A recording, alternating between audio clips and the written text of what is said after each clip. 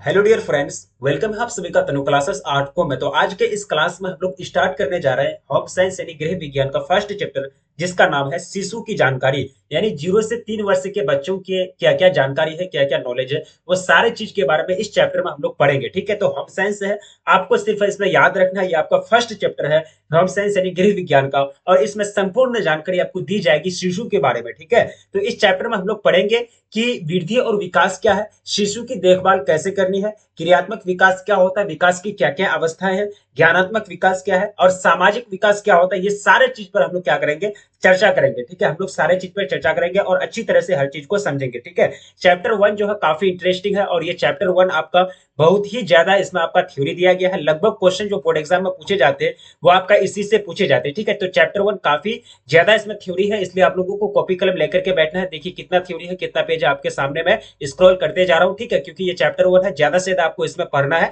और बाकी जो चैप्टर है वो काफी ज्यादा उसमें थ्योरी नहीं दिया गया। ठीक है, तो इसलिए आप लोग कॉपी कलम लेकर के बैठेंगे और नोट बनाने का प्रयास करेंगे। होम साइंस है आपका, इसमें ज्यादा आपको समझना नहीं है, सिर्फ आपको इसमें याद रखना है। ठीक है, याद रखेंगे आपको अच्छा से अच्छा इसमें नंबर मिलेगा, और इसमें ज्यादा टेंशन लेने वाली बात नहीं है। ठीक है, तो ये आपका फर्स्ट चैप्टर है, तो प्लीज आपसे रिक्वेस्ट यही रहेगा मेरा कि आपको फर्स्ट चैप्टर जितना से जितना ज्यादा आप लोग शेयर करेंगे, अगर अच्छा खासा अगर हमको इसमें रिव्यू मिला, अच्छा खासा इसमें अगर रिस्पॉन्स मिला, तो आपका पूरा समय पूरा जो होम साइंस यानी गृह विज्ञान है पूरा तरह से आपको कंप्लीट कराया जाएगा विद इन 15 डेज। यानी 15 डेज यानी एक महीना 15 दिन के अंदर या फिर 20 दिन के अंदर ही पूरा होम साइंस आपको पढ़ाया जाएगा। ठीक है, अगर इसमें अच्छा खासा रिस्पॉन्स मिला। ठीक है, तो आप लोग प्लीज वीडियो को शेयर कीजिएगा ताकि ज्यादा से ज्यादा लोगों को पहुंचे, क्योंकि आपका फर्स्ट चैप्टर है, इसलिए आप लोगों को शेयर भी अच्छा तरह से करना है और ज्यादा से ज्यादा लोगों तक भेजना है। ठीक है, तो चलिए स्टार्ट करते हैं। शिशु की जानकारी के बारे में पूरा तरह से हम लोग पढ़ेंगे इस चैप्टर में। ठीक है, तो सबसे पहले हम लोगों को समझना है ग्रोथ यानी वृद्धि क्या होती है। ठीक है, तो ग्रोथ यानी वृद्धि जो होता है, यह गर्भधारण के बाद ही गर्भावस्था से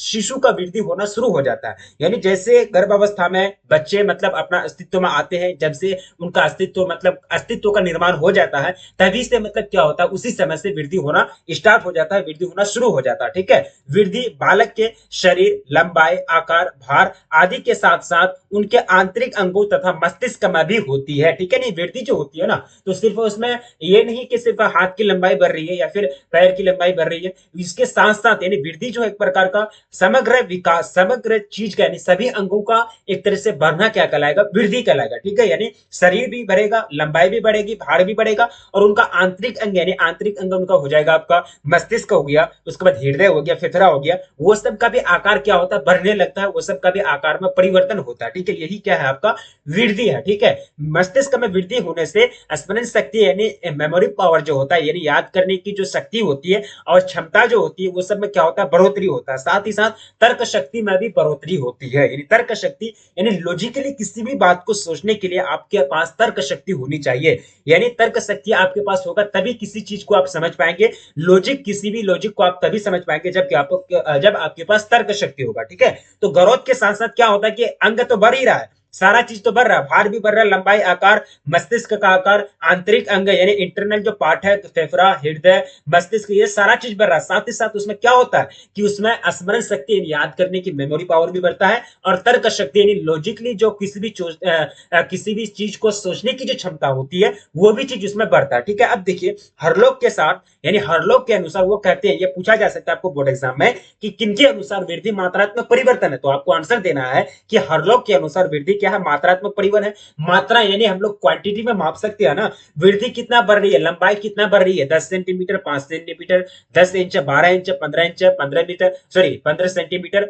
या फिर 2 सेंटीमीटर, कितना मतलब लंबाई बढ़ रही है, तो मतलब हम लोग सेंटीमीटर में माप सकते हैं ना, 12 सेंटीमीटर, यही तो मात्रा यानी मात्रा में हम लोग माप सकते हैं। तो हर लोग के अनुसार वृद्धि क्या है, मात्रात्मक परिवर्तन है, और वृद्धि गर्भधारण के बाद से ही शिशु में होना शुरू हो जाता है। मैंने आपको जस्ट बताया कि जैसे गर्भधारण में वृद्धि शिशु का अस्तित्व आएगा, शिशु अपना अस्तित्व में आएगा, उनका हर एक पार्ट क्या हो जाएगा, बढ़ना शुरू हो जाएगा, हर एक पार्ट में वृद्धि होना शुरू हो जाएगा। ठीक है, तथा यह परिपक्व अवस्था तक चलती है, यानी वृद्धि जो होता है वो हमेशा नहीं चलता है, परिपक्व अवस्था तक, जब तक आप 20 के पार कर जाएंगे, यानी परिपक्व अवस्था जब आप पूरा मेच्योर हो जाएंगे, तो आपका वह वृद्धि रुक जाएगा। क्या 20 साल के बाद, 25 साल के बाद जो व्यक्ति होता है फिर से उसका लंबाई बढ़ने लगता है? नहीं, उनका लंबाई जो है रुक जाता है। क्या उसका मस्तिष्क का आकार, सिर का आकार फिर से बढ़ने लगता है नहीं, यानी परिपक्व अवस्था आने तक ये वृद्धि जो होता है वो क्या हो जाती है, रुक जाती है। और हर लोग के अनुसार वृद्धि मात्रात्मक है और विकास जो है वो गुणात्मक है। आप याद रखेंगे, आपका विकास भी आएगा, डेवलपमेंट भी आएगा आगे, तो आपको याद रखना है वृद्धि मात्रात्मक और विकास गुणात्मक। ठीक है, पूछा जाता है बार बार बोर्ड एग्जाम में। अब देखिए विकास के बारे में आपका आ गया, ठीक है, डेवलपमेंट के बारे में आपको पढ़ना है। ठीक है, विकास में जो परिवर्तन होते हैं, विकास में जो भी परिवर्तन होते हैं वे एक दूसरे से संबंधित है। यानी मानसिक विकास अगर हो रही है तो वहां आप समझ जाइए कि बच्चे का शारीरिक विकास अच्छे से होता होगा। ठीक है, यानी बच्चे का अगर शारीरिक विकास, फिजिकल डेवलपमेंट होगा, बच्चे हष्ट पुष्ट होंगे, बीमार नहीं होंगे, तभी उसका मानसिक विकास हो पाएगा। तो कहने का मतलब ये हुआ कि विकास के जितने भी क्राइटेरिया हैं, जितने भी प्रकार हैं, वो सारे एक दूसरे से रिलेटेड है। यानी शारीरिक विकास अगर बच्चों में अच्छा हो रहा है तो आप समझ जाइए कि मस्तिष्क का भी विकास यानी मानसिक विकास भी बच्चों में अच्छा हो रहा है। ठीक है, तो इसलिए कहता है कि विकास में जो भी परिवर्तन होते हैं, शारीरिक परिवर्तन या फिर मानसिक परिवर्तन, यानी शारीरिक विकास में परिवर्तन या फिर मानसिक विकास में परिवर्तन, वो दूसरे से संबंधित होते हैं। शारीरिक विकास होगा तो मानसिक विकास होगा, शारीरिक विकास अगर नहीं होगा सेटिंग से, तो सेटिंग से मानसिक विकास भी नहीं हो पाएगा। तो ये क्या है, रिलेटेड है, को रिलेटेड है। हरलॉक के अनुसार, यानी हरलॉक ने गुणात्मक परिवर्तन माना है, हरलॉक विकास को गुणात्मक परिवर्तन माना है और वृद्धि को यहाँ आपको बताया गया परिवर्तन जो है ये मात्रात्मक परिवर्तन है, किनके अनुसार, हरलॉक के अनुसार। ठीक है, अब देखिए नेक्स्ट पॉइंट है कि जेम्स ड्रेवर, विकास वह दशा है, जेम्स ड्रेवर के अनुसार विकास वह दशा है जो प्रगतिशील परिवर्तन के रूप में व्यक्ति में लगातार प्रकट होती है। ठीक है, समझ गए, प्रगतिशील परिवर्तन यानी एक तरह से प्रगतिशील यानी फास्ट परिवर्तन, यानी फास्ट चेंजिंग जो हो रही है, लगातार जो चेंजिंग हो रही है व्यक्ति में, वही क्या है, विकास है। ये कौन कहते हैं, जेम्स ड्रेवर के अनुसार ये परिभाषा है, उन्होंने ये परिभाषा दिए है। ठीक है, अब देखिए नेक्स्ट है कि शिशु का विकास प्रारंभ में तो काफी तीव्र गति से होता है, सॉरी तीव्र गति से होता है। ठीक है, लेकिन धीरे धीरे शिशु के विकास की तीव्रता कम हो जाती है। ठीक है, कहने का मतलब ये हुआ, जैसे मैंने अभी आपको बताया कि विकास जो होता है धीरे धीरे होना, काफी तीव्र, सॉरी यहाँ वृद्धि हो जाएगा, वृद्धि जो होता है शुरू में प्रारंभ में विकास, सॉरी यहाँ विकास ही है। ठीक है, विकास प्रारंभ में तीव्र गति से होता है, फिर बाद में धीरे धीरे होता है। ठीक है, शिशु का सामाजिक शिक्षण विकास में वह भाषा विकास के साथ साथ होता रहता है। ठीक है, यानी सामाजिक शिक्षण जो होता है, विकास में भाषा का भी विकास होता है,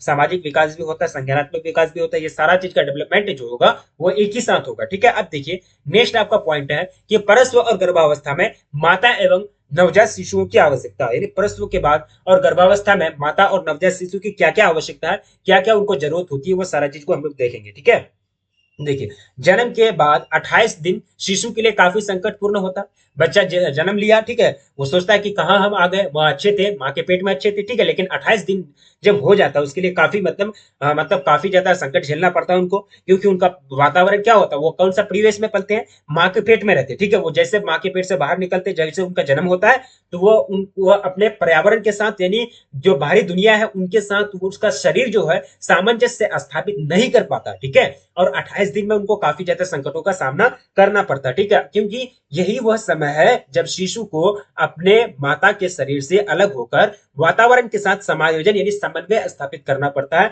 यानी इसी समय वो समाज वातावरण को समझते हैं, वातावरण के साथ अपने आप को कोरिलेट करते हैं, अपना शरीर को वातावरण के अनुसार ढालते हैं। ठीक है, यही वो अवस्था होती है, यही वो टाइम होता है 28 दिन का टाइम। ठीक है, इस समय शिशु मृत्यु दर अधिक होती है। अब देखिए शिशु की मृत्यु दर सबसे ज्यादा जो होगी वो जन्म के 28 दिन बाद, यानी जन्म से लेकर 28 दिन तक शिशु की मृत्यु दर सबसे ज्यादा होती है। क्योंकि कोई कोई शिशु क्या होगा कि जैसे वो वातावरण के साथ समायोजन स्थापित करना चाहेगा तो कभी ज्यादा उसको ठंडी लग जाएगा, कभी ज्यादा उसको सर्दी, एक तरह से मतलब लू लग जाएगा, या फिर कोई मतलब एक तरह से गर्मी लग जाएगा। तो वातावरण में तो अलग अलग लहर आते रहता है, कभी ठंडी का लहर, कभी लू का लहर, कभी गर्मी का लहर। ठीक है, तो ये जो होता है कोई शिशु इनका शिकार हो जाता है, कोई मतलब शिशु जो होता है वातावरण के साथ सही तरीके से समायोजन नहीं स्थापित कर पाता है, जिसके कारण इसी समय शिशु मृत्यु दर अधिक होती है। ठीक है, इसलिए आप लोग समझ गए, बच्चा अगर घर में जन्म लेगा तो 28 दिन पूरा केयर के साथ उनको रखना है। 28 दिन जो उनको कहीं छोड़ना नहीं, अकेले बिल्कुल उसको गोद में उसको रखना है। ठीक है, अब देखिए नेक्स्ट पॉइंट है शिशु के जन्म के बाद माता और शिशु की निम्नलिखित आवश्यकता है।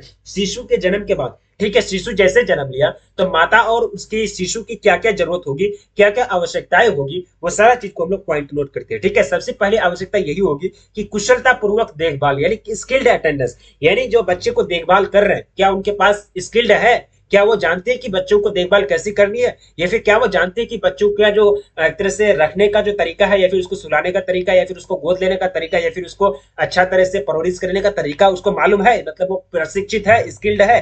तभी वो चीज मतलब ये बहुत जरूरी हो जाता है, ठीक है, महिला को होता है। जनरली कोई पुरुष को, अगर गांव में आप लोग रहते हैं देखते होंगे कि पुरुष को कोई जानकारी नहीं होती, बच्चे को कैसे रखना है, कैसे उसको मतलब उसको हैंडल करना है, उसको गोद कैसे लेना है, ये कोई जानकारी नहीं होता, ठीक है। बच्चे को, छोटे बच्चे को तो साइड से गोद भी नहीं देते पुरुष को, यानी जो लड़के होते हैं, जो बॉयज होते हैं या फिर जो पुरुष होते हैं, मेल होते हैं, तो उनको जल्दी गोद भी नहीं देते हैं बच्चे को, क्योंकि उनको पता नहीं होता कि बच्चे को कैसे रखना है। ये ज्यादा पता किसको, लेडीज को होता है, गर्ल्स को होती है, ठीक है। तो कुशलता पूर्वक देखभाल शिशु एवं माता का प्रसव के बाद सावधानी पूर्वक देखभाल आवश्यक है, बहुत ही जरूरी है। अगर इस पर लापरवाही बरतेंगे तो दोनों को कोई ना कोई बीमारी पकड़ सकता है, ठीक है। दूसरा पॉइंट है कि जटिलताओं का प्रबंधन, यानी मैनेजमेंट ऑफ कॉम्प्लिकेशन, ठीक है। उच्च बीपी यानी ब्लड प्रेशर अगर हाई है बच्चे का, यानी माँ का, माता का, तो उसको आपको उसका एक तरह से निदान करना है। परस्व पीड़ा यानी प्रसव के बाद जो दर्द होता है, जो मतलब एक तरह से पेन होता है, उसका सोल्यूशन करना है, ठीक है। ब्लीडिंग हो रहा है, उसका सोल्यूशन करना है, आदि गर्भकाल में जटिलताएं हैं, ये सब क्या है, कम्प्लेक्स है। ये सारी मतलब मुसीबतें आती है, ये सारी मतलब परेशानियां आती है, जिसको एक तरह से सही दिशा देकर के सही उपचार करने चाहिए। ये सभी जटिलताओं को पहचान कर उचित चिकित्सा पर सेवा प्रदान की जाए, बिल्कुल की जाए। नहीं करेंगे तो फिर वो एक तरह से बच्चे का भी स्वास्थ्य खराब होगा और माँ का भी स्वास्थ्य खराब होगा, ठीक है। अब देखिए तीसरा पॉइंट है कि समर्थन और देखभाल, यानी सपोर्ट एंड केयर। जब तक आप बच्चे को और माता को समर्थन नहीं देंगे, जब तक आप बच्चे और माता को सपोर्ट नहीं करेंगे, तब तक वो कोई भी जटिलताओं के साथ सही ढंग से मतलब सामना नहीं कर पाएगा, कोई भी जटिलताओं का सोल्यूशन सही ढंग से नहीं कर पाएगा, ठीक है। अगर बच्चों को और माता पिता को घर में छोड़ देंगे, जाओ भाई रहो तुम अकेले, ठीक है, तो ऐसा होता है, नहीं होता, नहीं कर पाएंगे, क्योंकि उनको सपोर्ट और केयर का जरूरत पड़ता है, यानी सपोर्ट और समर्थन यानी देखभाल काफी ज्यादा जरूरी होता है, उनको देखभाल और सपोर्ट करनी चाहिए, ठीक है। जैसे माता पिता का मतलब से बच्चे जन्म होता है, माता और बच्चे का यानी शिशु का देखभाल करना काफी आवश्यक हो जाता है। अब देखिए चौथा पॉइंट है कि रोग संक्रमण पर नियंत्रण, यानी इन्फेक्शन कंट्रोल, ठीक है। यानी बच्चे तथा माता को विभिन्न प्रकार के संक्रामक रोगों से बचाव हेतु उचित प्रबंधन करनी चाहिए। यानी बच्चे जैसे जन्म लिए, जैसे शिशु का जन्म हुआ, तो उस टाइम क्या करना चाहिए, तरह तरह की जो पानी होती है उसका मतलब प्रयोग सही से किया जाए, माता को अच्छी तरह से खिलाया जाए, ठीक है, क्योंकि माता जो खाएंगे, जो माँ खाएगी, उसका इफेक्ट बच्चे पर पड़ेगा, क्योंकि दूध डायरेक्ट पिएगा, ठीक है, क्योंकि 6 महीना तक बच्चे को तो दूध ही पीना है, ठीक है, उनके अलावा कुछ तो खाना पीना नहीं है। तो एक तरह से बच्चे की माता का भी अच्छा तरह से ध्यान रखना है, ताकि ऐसे ऐसे उनको पदार्थ देना है, उसका पहनावा, कपड़ा जो भी होती है, सारा चीज पर ध्यान रखना है कि कहीं इनके अंदर या फिर कहीं इनको संक्रमित कोई बीमारी ना पकड़ ले, इनके अंदर रोग संक्रमण ना हो जाए, यानी वो किसी रोग के नियंत्रण में, किसी रोग के कंट्रोल में, किसी संक्रमित रोग के कंट्रोल में ना आ जाए, ठीक है। तो ये सारा चीज का ध्यान रखना है, ठीक है। तो ये क्या था आपका, ये था कि शिशु के जन्म के बाद माता और शिशु का ध्यान कैसे रखना है, क्या क्या आवश्यकता होती है, इस प्रकार आपको रखना है। अब देखिए नवजात शिशुओं के जन्म के बाद जरूरत है। अब देखिए माता पिता और सॉरी माता यानी बच्चे का जो यानी शिशु का जो देखभाल करने का जरूरत था, वो आप पॉइंट नोट कर लिए। अब देखिए आपको लिखना है, आपको पूछा जा सकता है कि नवजात शिशुओं को जन्म के बाद क्या क्या जरूरत होती है, ठीक है। यानी नवजात शिशुओं की जन्म के बाद जरूरत है, पहला जो जरूरत होता है शिशुओं को जन्म से, यानी शिशुओं को जो जन्म होने पर सांस नहीं लेते, सजीव करना, ठीक है। यानी बच्चे सांस नहीं लेते, उनको मतलब एक तरह से सांस देना पड़ता है, यानी फिर उसको या फिर सीना में थोड़ा सा प्रेशर करना पड़ता है, ठीक है, तब उसको सांस आती है, ठीक है, वायु की जरूरत पड़ती है। दूसरा है कि वार्म यानी गर्माहट की जरूरत पड़ती है। जन्म के समय शिशु को सुखाना चाहिए, मेरी जन्म जैसे बच्चा लिया तो उनको मतलब अच्छे से कपड़े, यानी जो कपड़े होते हैं, कोई एक तरह से जो सूती कपड़े होते हैं, उससे मतलब उनका बदन को एक तरह से पूरा तरह से शरीर को पूरा सुखाना चाहिए। त्वचा से त्वचा संपर्क द्वारा गर्माहट पहुंचाना चाहिए, यानी बच्चे जैसे जन्म लेते हैं तो उनको त्वचा से संपर्क करा देना है, उनका स्किन जो है, उनका स्किन माँ के स्किन से लग जाना चाहिए, तभी उनको माँ का जो गर्म है, यानी उनके बॉडी का जो शरीर का जो हीट है बच्चे तक पहुंचेगा, और वो उसका शरीर एक तरह से वातावरण के साथ सामंजस्य स्थापित करने के लायक हो जाएगा, सामंजस्य स्थापित करने के योग्य हो जाएगा। नहीं तो फिर उसका शरीर ठंडा रह जाएगा, ठीक है, तो फिर वो क्या हो जाएंगे, डेड होने का चांस होते हैं। क्योंकि मैंने आपको जस्ट अभी बताया कि 0 से 28 दिन के लिए, यानी 0 से 1 से 28 दिन तक, जन्म से 28 दिन तक बच्चे को सामंजस्य स्थापित करना पड़ता है वातावरण के साथ। अगर सही ढंग से नहीं कर पाए तो बच्चे को क्या हो सकता है, बच्चे डेड भी कर सकता है, शिशु मृत्यु दर इसी में सबसे ज्यादा होता है, इसी पीरियड में, ठीक है। पहुंचाना कम भार वाले शिशु के लिए कंगारू देखभाल प्रोत्साहन, ठीक है। यानी बच्चे का अगर वजन कम है, यानी एवरेज वजन से कम है, तो आप वहां समझ जाइए कि बच्चे दुबले पतले हुए हैं, ठीक है, ज्यादा मतलब स्वास्थ्य नहीं है, तो उनको कंगारू देखभाल की जरूरत पड़ती है और प्रोत्साहन देना है माता को, ठीक है। तीसरा है स्तनपान, यानी ब्रेस्ट फीडिंग देना है बच्चों को अच्छी तरह से। शिशु को जन्म के बाद, यानी जन्म के बाद पहले 4 घंटों के भीतर, यानी जस्ट 4 घंटे के भीतर स्तनपान कराना चाहिए, ठीक है, बिल्कुल 4 घंटे के भीतर स्तनपान कराना चाहिए। 6 माह तक आवश्यक होने पर दिन रात में एक बार निरंतर स्तनपान कराना चाहिए। ठीक है, स्तनपान कराना नवजात शिशु की प्रथम आवश्यकता है। माँ की दूध के माध्यम से बालक में रोग प्रतिरोधक क्षमता यानी इम्यूनिटी पावर जो होती है, डब्ल्यूबीसी जो होता है, व्हाइट ब्लड सेल से जो होता है, ये ज्यादा मजबूत हो जाता है माँ का दूध पीने से। ठीक है, तभी वहां क्या करेगा, बच्चों में रोग प्रतिरोधक क्षमता का विकास होगा, नहीं तो फिर वो किसी भी रोग के से लड़ने के लिए आगे सक्षम नहीं हो पाएंगे। ठीक है, इसलिए स्तनपान कराना बहुत ही जरूरी है। ये किसी भी व्यक्ति के यानी सॉरी किसी भी शिशु के प्राथमिक आवश्यकता है। ठीक है, अब देखिए चौथा पॉइंट है कि संक्रामक रोगों से बचाव, प्रिवेंशन ऑफ इन्फेक्शन डिजीज। ठीक है, माँ का प्रारंभिक दूध में पीले रंग का गहरा तरल पदार्थ निकलता है, बिल्कुल बहुत अच्छी बात है। ठीक है, ये जो है पीले रंग का जो एक तरह से तरल पदार्थ निकलता है माँ का दूध से, बहुत इंपॉर्टेंट होता है। जब तक अब ये बच्चा नहीं पिएगा तब तक उसके रोग प्रतिरोधक क्षमता में विकास नहीं होगा, वे रोग प्रतिरोधक क्षमता में एक तरह से बढ़ोतरी नहीं होगा, जिसे क्या कहते हैं, कोलेस्ट्रम कहते हैं। ठीक है, इस पदार्थ में, इस कोलेस्ट्रम में प्रोटीन होता है, खनिज लवण होता है और वसा की मात्रा भी अधिक होती है। ठीक है, यह पाचन शक्ति को बढ़ाता है, बिल्कुल ये जो होता है पाचन शक्ति को कोलेस्ट्रम बढ़ाता है, तथा शिशु की रोग अवरोधक क्षमता में भी क्या करती है, वृद्धि करती है। ठीक है, ये आपका चौथा पॉइंट है। अब देखिए यहाँ आपको लेस्ट में पढ़ना है कि मानव विकास की विभिन्न अवस्थाएं, यह हम लोगों ने 4 पॉइंट क्या पढ़ा कि नवजात शिशुओं की जन्म के बाद क्या क्या जरूरत होती है, उसको हम लोगों ने पढ़ा। अब आपको पढ़ना है कि मानव विकास की विभिन्न अवस्था, काफी इंटरेस्टिंग है। मैं आप लोगों को बता दूं, चैप्टर 1 अगर आप लोग पढ़ लिए ना, जैसे कि चैप्टर 1 आपका मनोवैज्ञानिक यानी साइकोलॉजी का जो है, मनोविज्ञान जो है, चैप्टर 1 काफी बड़ा है। उसी तरह होम साइंस का भी चैप्टर 1 काफी बड़ा है। ठीक है, तो थ्योरी जो है ज्यादा दिया है, तो चैप्टर 1 को अगर आप पढ़ लिए तो बाकी सब चैप्टर में आपको ज्यादा दिमाग लगाने की जरूरत नहीं है, वो आप लोग को ऐसे याद हो जाएगा, क्योंकि हम खुद आपका कंटेंट बना के तैयार रखे हैं। आप लोगों को अगर अच्छा सपोर्ट मिला इसमें तो आपको सारा पूरा चीज कवर कराया जाएगा। वैसे भी आपको एप्लीकेशन में यानी ऐप में जो है सारा नोट आपको मिल जाएगा, सारा चीज मिल जाएगा। होम साइंस का ऑब्जेक्टिव सब्जेक्टिव ऑब्जेक्टिव क्वेश्चन मिल जाएगा, थ्योरी भी मिल जाएगा चैप्टर बाय चैप्टर, क्योंकि कुछ ही दिन से तैयार हो रहा था, सारा चीज अपलोड हो जाएगा। ठीक है, सारा चीज एप्लीकेशन में अपलोड हो जाएगा, आप लोगों को टेंशन लेने की जरूरत नहीं है। ठीक है, मानव विकास की विभिन्न अवस्थाएं, गर्भावस्था यानी गर्भावस्था, गर्भधारण से लेकर जन्म तक, यानी जैसे मतलब शिशु अस्तित्व में आया गर्भ अवस्था में, ठीक है, तो उस टाइम से लेकर जन्म तक वो क्या कहलाएगा, गर्भ अवस्था कहलाएगा। दूसरा जो है शैशव अवस्था, ठीक है, जो जन्म से 2 सप्ताह तक होता है। ठीक है, उत्तर शैशव अवस्था 2 सप्ताह से 2 वर्ष तक। ठीक है, उसके बाद है बाल्यावस्था 2 वर्ष से 12 वर्ष तक, किशोरावस्था 12 से 21 वर्ष तक। ठीक है, ये सब क्या अवस्था है, प्रौढ़ अवस्था 21 से 40 वर्ष तक। ये सब आपको याद रखना है कि मानव विकास की विभिन्न अवस्थाएं। अब देखिए नेक्स्ट आपका है वृद्धि और विकास में अंतर। वैसे भी मैंने आपको वृद्धि पढ़ाया और विकास भी पढ़ाया। वृद्धि मात्रात्मक परिवर्तन है और विकास गुणात्मक परिवर्तन है, लोग के अनुसार, जो आपको पूरा तरह से अच्छी तरह से मैंने आपको समझाया। ठीक है, तो आपको बोर्ड एग्जाम में पूछा जा सकता है कि वृद्धि और विकास में क्या अंतर होता है, इसका अंतर को बताया, फिर इसमें अंतर डिफाइन करें। ठीक है, तो सबसे पहला पॉइंट लिखेंगे, वृद्धि मात्रात्मक है जबकि विकास गुणात्मक है, ये जस्ट मैंने अभी आपको बताया। ठीक है, हर लोग के अनुसार। दूसरा है कि वृद्धि का संबंध सामान्यतः शारीरिक विकास से है, यानी वृद्धि का संबंध मैंने आपको क्या बताया डेफिनेशन में कि लंबाई में वृद्धि, भार में वृद्धि, एक तरह से लंबाई में वृद्धि, भार में वृद्धि, मस्तिष्क के आकार में वृद्धि, इंटरनल जो पार्ट है यानी आंतरिक अंग जो उसमें वृद्धि यानी बढ़ोतरी, उसका साइज में वृद्धि। तो ये क्या है, शारीरिक विकास को दर्शाता है, शरीर आगे बढ़ रहा है, शरीर का साइज बढ़ रहा है। ठीक है, तो शारीरिक विकास से यानी वृद्धि का संबंध जनरली शारीरिक विकास से, और विकास का जो संबंध है जनरली मानसिक विकास से। ठीक है, ये आपको याद रखना है। तीसरा पॉइंट आप ये लिखेंगे अंतर में, डिफरेंस में, कि वृद्धि शारीरिक अंगों का एकांगी विकास विस्तार है जबकि विकास बहुमुखी और बहुआयामी होता है। यानी वृद्धि जो है शारीरिक अंगों का एकांगी विस्तार है, यानी वृद्धि जो होता है, मैंने आपको बताया, वृद्धि जो होता है गर्भ अवस्था से शुरू होता है और परिपक्व अवस्था तक चलती है, लेकिन विकास जो होता है वो हमेशा चलता है। ठीक है, क्योंकि विकास जो है बहुमुखी और बहुआयामी होता है, मल्टी डायमेंशनल होता है। बहुत सारे विकास होते हैं, शारीरिक विकास, मानसिक विकास, संज्ञानात्मक विकास, सामाजिक विकास, सांस्कृतिक विकास, शैक्षणिक विकास, बहुत सारा विकास होता है। ठीक है, इस तरह से विकास जो है बहुआयामी होता है, मल्टी डायमेंशनल होता है। ठीक है, अब देखिए चौथा पॉइंट आप अंतर में ये लिख सकते हैं कि वृद्धि जन्म जात गुणों पर आधारित शारीरिक और मानसिक परिपक्वता पर निर्भर करती है। बिल्कुल सही बात है, वृद्धि जो है जन्म जात यानी जो अनुवांशिक गुण है माता पिता का, उस पर निर्भर करेगा, मानसिक परिपक्वता पर निर्भर करती है, और शारीरिक विकास मानसिक गुणों के परिवर्तन के अतिरिक्त सामाजिक, संवेगात्मक और प्रगतिशील परिवर्तन पर भी निर्भर करता है। ठीक है, आप देखिए नेक्स्ट आपको पॉइंट है कि वृद्धि भ्रूण अवस्था में होना शुरू हो जाता है।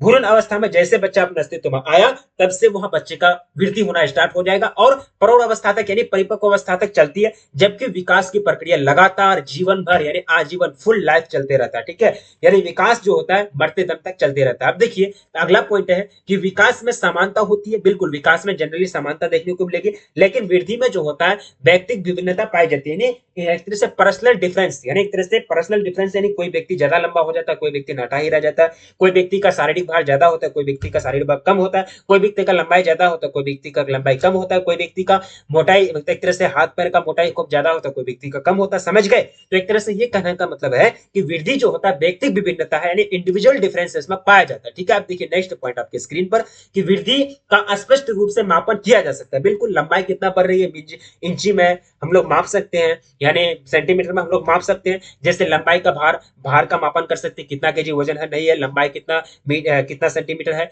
भार कितना केजी है, ये सब चीज हम लोग माप सकते हैं। लेकिन क्या विकास को माप सकते हैं? नहीं, हम लोग विकास को नहीं माप सकते हैं। हम लोग विकास जो एक प्रकार का गुणात्मक परिवर्तन है, विकास को मापने के लिए तरह तरह के हम लोगों को फॉर्मूला अप्लाई करना पड़ेगा। विकास बच्चे का कितना हो रहा, परीक्षा लो, एग्जाम लो, प्रश्न पूछो, साक्षात्कार करो, उसका एक तरह से आईक्यू लेवल जांचो, तभी वहां विकास का आप स्पष्ट रूप से मतलब मूल्यांकन कर सकते हैं, एवेल्यूएशन कर सकते हैं। नहीं तो फिर विकास को भी सही से आप नापने नहीं पाएंगे। ठीक है, आप देखिए नेक्स्ट आपका पॉइंट है विकास के सिद्धांत के बारे में आपको पढ़ना है। ये क्या पढ़ा है आप लोगों को? ये है आपका वृद्धि और विकास में अंतर। उम्मीद करता हूं कि वृद्धि और विकास में अंतर आप लोग समझ गए होंगे। उम्मीद है कि आप लोग अच्छे तरह से बोर्ड एग्जाम में लिखेंगे। 1 सेकंड देखना है कि वीडियो रिकॉर्ड कितना मिनट हुआ है। ठीक है, क्योंकि क्लास काफी इंपोर्टेंट है, आपका चैप्टर 1 है। अब देखिए नेक्स्ट आपको पढ़ना है कि विकास के सिद्धांत। अब समझ गए वृद्धि और विकास में अगर अंतर पूछा जाए तो आप पढ़ा सकते हैं, आराम से बिल्कुल पढ़ा सकते हैं। विकास का सिद्धांत है प्रिंसिपल्स ऑफ डेवलपमेंट है। ठीक है, तो विकास सिर से नीचे की ओर अग्रसर होता है, ये चीज आपको याद रखना है। विकास सिर से नीचे की ओर अग्रसर होता है, यानी बच्चे का पहले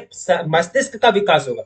मस्तिष्क का विकास होने का मतलब पूरा धड़ का विकास होगा, बाह का विकास होगा, लास्ट में उंगली का विकास होगा, पैर के उंगली का। ठीक है, यानी विकास की जो प्रक्रिया है, विकास सिर से नीचे की ओर चलता है, यानी development proceeds from the head to downwards. ठीक है, यानी इस सिद्धांत के अनुसार बालक सबसे पहले सिर पर नियंत्रण प्राप्त करता है, फिर भुजाओं पर करता है, फिर लास्ट में क्या करता है, टांग यानी जो पैर होता है उस पर नियंत्रण प्राप्त करता है। ठीक है, जन्म के बाद पहले 2 माह के भीतर शिशु सिर तथा चेहरे पर नियंत्रण स्थापित करता है, सिर को इधर उधर घुमा सकता है। बिल्कुल, अगर कोई बोलेगा बच्चा सुनो सुनो बाबू सुनो सुन, तो वो आपका सिर घुमा करके आपकी तरफ देखेगा। ठीक है, तो एक तरह से वो क्या करता है कि 2 माह के भीतर बच्चा जो है सिर पर यानी पूरा अपने सिर पर यानी हेड पर अपना चेहरा पर नियंत्रण कंट्रोल करना सीख लेता है, और लास्ट में 6 से 12 माह की आयु में शिशु टांगों पर नियंत्रण करना सीख लेता है। उनके पैर जो होते हैं 6 से 12 माह में देखेंगे बच्चे अपना पैर एक तरह से उठक भटक करने लगते हैं, यानी अपना पैर से जमीन को पटकने लगते हैं। ठीक है, तो उनका पैर का पर नियंत्रण कब होता है? 6 से 12 माह की आयु पर। समझ गए कि विकास सिर से नीचे की ओर होता है अग्रसर, विकास सिर से नीचे की ओर अग्रसर होता है। विकास के सिद्धांत आप समझ गए। अब देखिए दूसरा पॉइंट, आप दूसरा जो सिद्धांत है, विकास शरीर के केंद्र से बाहर की ओर अग्रसर होता है, development proceeds from the centre of the body towards to down outward. ठीक है, यानी इन सिद्धांत के अनुसार ये चीज हम लोगों को समझना है, ये चीज हम लोगों को समझ में आएगा कि इस सिद्धांत को निकट दूर विकास सिद्धांत भी कहते हैं। क्या हो गया, दूसरा नाम आ गया इसका। ठीक है, निकट दूर विकास सिद्धांत भी कहते हैं। ये चीज आप याद रखिएगा, ऑब्जेक्टिव में पूछा जा सकता है, पूछता है, हाल है, हमेशा पूछता है। ठीक है, आप लोग को भी पूछेगा। ठीक है, आप लोग को स्पेशल थोड़ा होगा कि आप लोग को कम पूछेगा। ठीक है, आप लोग भी याद रखेंगे इसको। ठीक है, जो विकास के मार्ग की व्याख्या करता है, जिसका अर्थ यह होता है कि रीढ़ की हड्डी शरीर के बाहरी अंगों से पहले विकसित होता है। ठीक है, यानी रीढ़ की यानी बैकबोन जो है आपका बच्चे का, वो पहले विकास होता है शरीर के बाहरी अंगों से। अंगुलियां तथा पंजे शारीरिक विकास में अंतिम स्थान रखता है। बच्चे के पंजे जो होते हैं और अंगुलियां जो होती है ना, उंगलियां, बच्चे की उंगली पकड़ेंगे तो उसका ज्यादा शक्ति नहीं होता, जिधर घुमाइए उधर घूमेगा, बच्चे का उंगली काफी कमजोर होता है, क्योंकि लास्ट में उंगली और पंजे पर वो विकास मतलब होता है और उस पर नियंत्रण स्थापित करता है। ठीक है, तो विकास शरीर के केंद्र से बाहर की ओर अग्रसर होता है, ये चीज आप याद रखेंगे। देखिए तीसरा पॉइंट है, विकास परिपक्वता तथा सीख पर निर्भर करता है। ठीक है, development depends on maturation and learning. ठीक है, विकास जो है परिपक्वता और सीख पर निर्भर करता है। बच्चे कितना परिपक्व हुए हैं, बच्चे कितना समझते हैं, बच्चे कितना मेच्योर हुए हैं, इस चीज पर निर्भर करेगा विकास। बच्चे कितना सीखता है, कितना किसी समाज से, किसी संस्कृति से, किसी माहौल से, स्कूल से, शिक्षक से कितना सीखता है, इस चीज पर डिपेंड करेगा। ठीक है, तो बालक यानी बालक का जो विकास होगा, विकास बालक में 2 कारकों के कारण होता है। प्रथम कारक क्या है कि परिपक्वता, तथा दूसरा कारक अधिगम है। ठीक है, परिपक्वता और अधिगम। ठीक है, आप देखिए परिपक्वता आप समझ गए, मैच्योरेशन यानी एक तरह से यंग होना, सभी चीज को समझना। मैच्योर किसको कहता है? मैच्योर जो होता है वो किसको होता है? परिपक्व किसको कहता है? जो अच्छी तरह से समझता है, हर एक बातों को समझता है। ठीक है, दोस्त फोन में बात कर रहा है, लॉजिक लगा करके आप समझ जाते हैं, तो आप क्या समझे जाएंगे? वो मैच्योर समझे जाएंगे, परिपक्व समझे जाएंगे। दोस्त जो है गर्लफ्रेंड से बात कर रहा है, दोस्त जो है बॉयफ्रेंड से बात कर रही है, ठीक है, तो आप क्या समझे जाएंगे? अगर वो लॉजिक में बात कर रहा है तो आप बात को समझ जाते हैं, तो आप क्या है? आप मैच्योर हो गए, आप मतलब परिपक्व हो गए, तो आपके अंदर विकास होगा। ठीक है। तो वह अधिगम यानी लर्निंग जो होता है ना, सीखना, अधिगम का मतलब क्या होता है, सीखना, सीखना और सिखाना, ठीक है, अधिगम इसी को बोला जाता है, ठीक है। ये दोनों के कारण विकास बहुत ही तेजी होता है। अगर परिपक्व आप हैं, आप अधिगम करता है, दोनों चीज अगर आप है, तो आपका विकास होने में टाइम नहीं लगेगा, आपका विकास बहुत तेजी से होगा, ठीक है।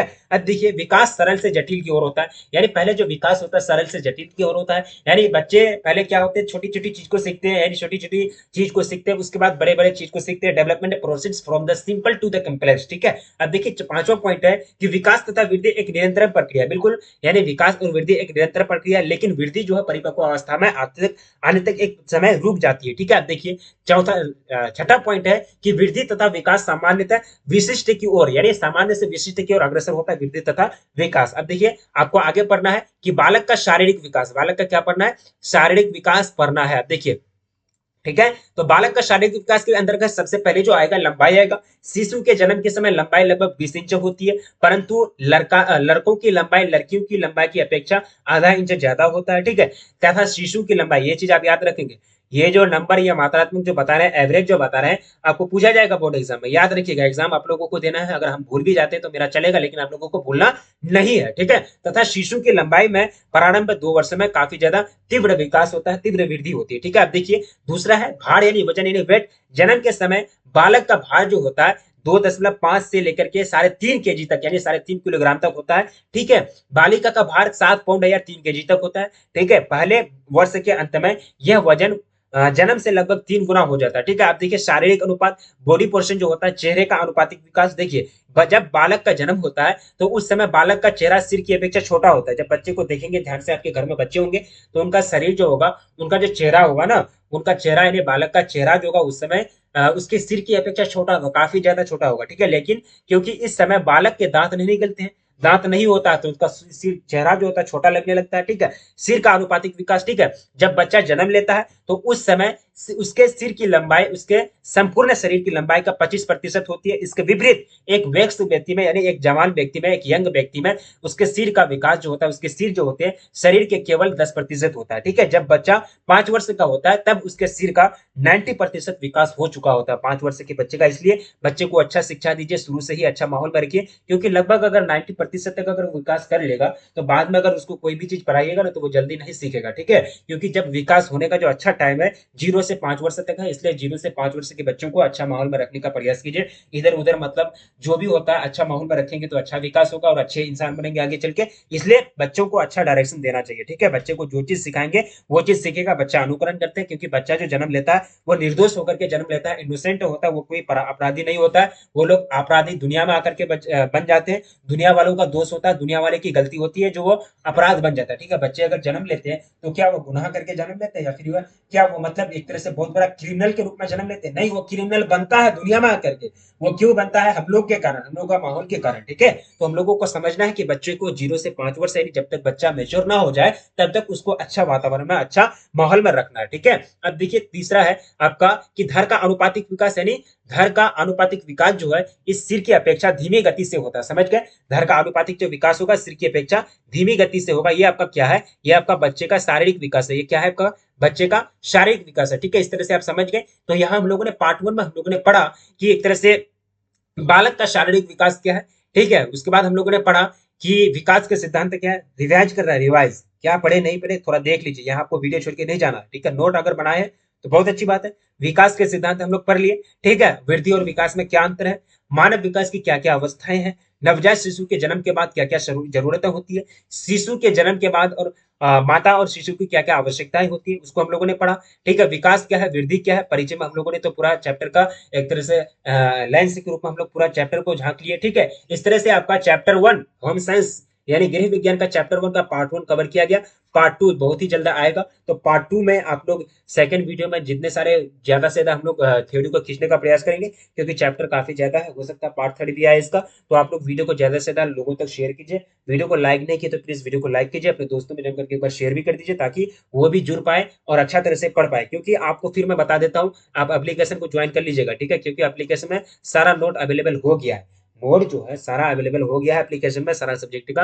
और इसी तरह से आप लोगों को ज्वाइन करना है, ठीक है। और हर चीज को पढ़ना है, जो भी चीज आपको पढ़ाई जाती है होम साइंस में अच्छा आप लोग अगर रिव्यूज देते हैं तो आपका पूरा होम साइंस कंप्लीट हो जाएगा। आपको एप्लीकेशन में पूरा नोट मिलेगा, ठीक है। जिस तरह से यहाँ पीडीएफ पढ़ाया गया हर चैप्टर का इसी तरह से आपको नोट दिया जाएगा। आपका प्रीवियस ईयर का क्वेश्चन रहेगा एप्लीकेशन में, ठीक है। इसलिए आप लोगों को टेंशन लेने की जरूरत नहीं है। होम साइंस है, अच्छा तरह से पढ़ना है, बच्चे को अच्छा तरह से समझ में आता है और आप लोग अच्छा तरह से तैयारी कीजिए, क्योंकि आपका टाइम नहीं है ज्यादा, आपके पास और टाइम नहीं बचा है, तो इसलिए अच्छे तरह से आप लोगों को तैयारी करनी है। जो भी चीज पढ़ाई जाती है सारा चीज को नोटिफिकेशन को कवर करना है और अच्छे तरह से आप लोगों को हर एक सब्जेक्ट में पकड़ बनानी है। ये नहीं कि होम साइंस से पढ़ते रहे हैं, ये नहीं कि सिर्फ एक ही सब्जेक्ट लेकर के पढ़े हैं, क्योंकि हर एक सब्जेक्ट का आपको एग्जाम देना है और हर एक सब्जेक्ट में अच्छा से अच्छा मार्क्स आपको गेन करना है। क्योंकि हर एक सब्जेक्ट में जब तक आप अच्छा मार्क्स गेन नहीं करेंगे तब तक आपका स्कोर जो है अच्छा नहीं होगा, यानी आगे नहीं बढ़ पाएगा। और अच्छा स्कोर के लिए हर एक सब्जेक्ट में आपको एक तरह से बेटर प्रेजेंटेशन यानी प्रदर्शन करना है। और इसी तरह से आप लोग बने रहिए। मिलेंगे फिर नेक्स्ट क्लास में, तब तक के लिए जय हिंद जय भारत।